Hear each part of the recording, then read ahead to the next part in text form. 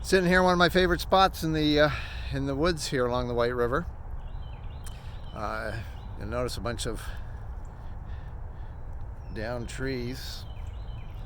I'm sitting here on my sanctuary pew, and it's a fallen ash tree. It's got some really artistic boring done in the trunk of the tree. It's really beautiful.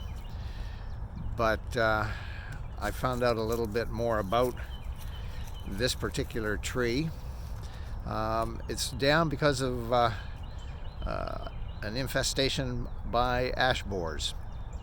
What ash borers do is they find ash trees, crawl up underneath the bark, start to do their burrowing and boring work, and it basically kind of sucks the lifeblood, the life source out of the ash tree until eventually a good storm comes along and just knocks it over. So I'm here in a grove where there are dozens of ash trees fallen, and it got me thinking about the state of the civilization or culture or society that I live in now, about the state of the church world and the corporate world and the political world. Got me thinking of words like hypocrisy, authenticity, honesty, integrity, vulnerability. What do those words and the practice of those words really look like in today's world? It seems that a lot of the systems and structures and institutions that we've put a lot of our trust in, they still kind of stand and look okay, but I wonder if the ash borer, so to speak, has crawled underneath the bark and is slowly burrowing into those institutions and eating the life, draining the life out of them.